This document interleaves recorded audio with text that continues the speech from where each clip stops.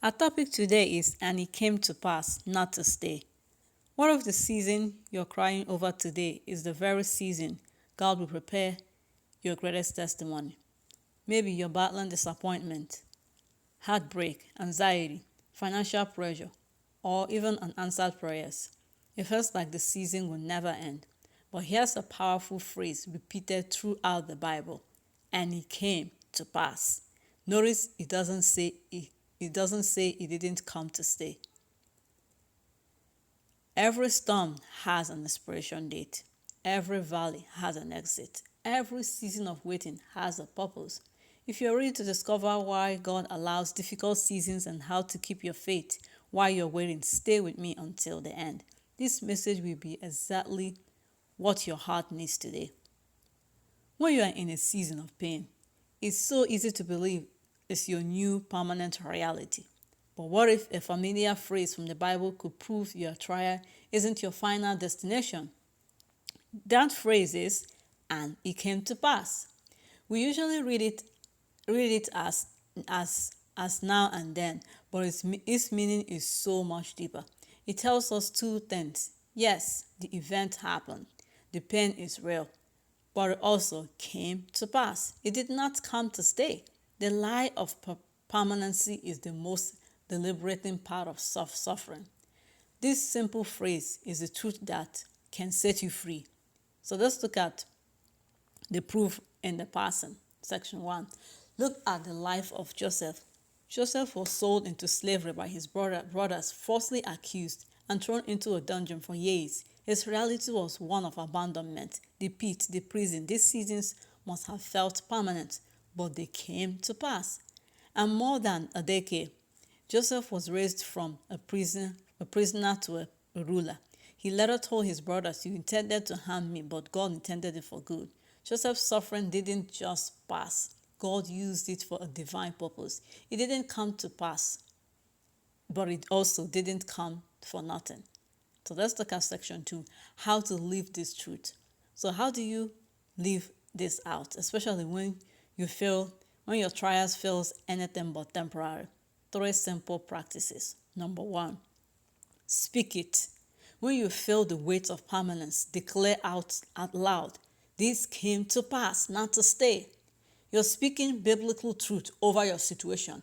Secondly, see it. Find a story in the Bible that resonates, like David hiding in cave, or Job in his losses.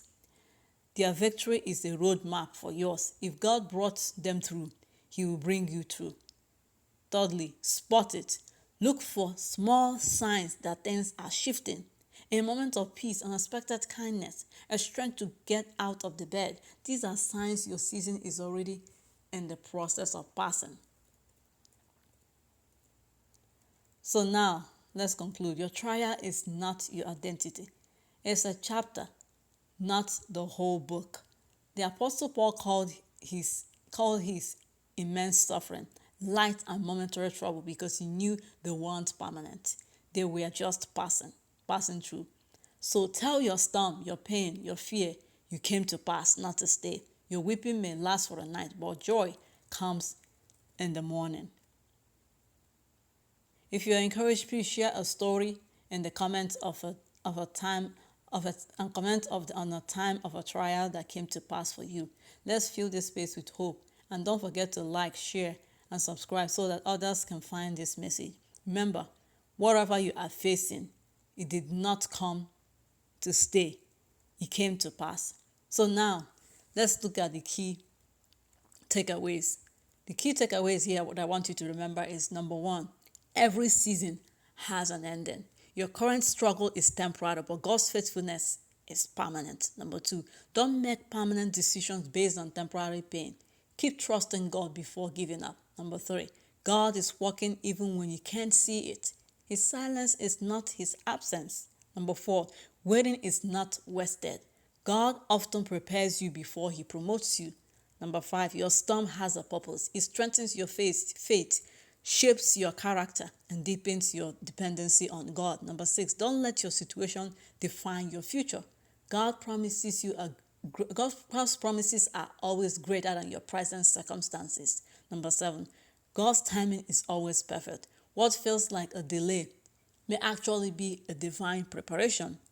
Number 8, God choose faith over fear every day. Feed your faith through prayer and scripture. Number 9, keep praying even when nothing seems to change. Persistent prayer strengthens your relationship with God. Number 10, worship while you wait. Praise shifts your focus from the problem to God's power. Number 11, remember God's past faithfulness. He has brought you through before. He can do it again and again. Number 12, surround yourself with people who strengthen your faith. Don't walk through difficult seasons alone. Number 13, protect your thoughts. Replace fear and negative thoughts with God's promises. Number 14, be faithful where you are. Obey God in today's season while trusting Him with tomorrow. Number 15, your testimony is being written. One day your pen may become someone else's source of hope. Number 16, trust God's process even when you don't understand it. He sees the full picture. Number 17, refuse to quit. Your breakthrough may be closer than you realize. Number 18, thank God before the answer arrives. Gratitude is an act of faith. Number 19, Jesus walks with you through every valley. You are never facing struggles alone. Number 20, declare this truth every day. This came to pass, not to stay. My hope is in the Lord, and He will see me through. So the weekly challenge here is every morning this week, read one of God's promises. Pray over your situation and thank Him for one thing before your day begins. Let hope shape your perspective instead of fear. And remember, seasons change, circumstances change, but God never changes. Hold on to Him. Your breakthrough may be closer than you think. God bless you.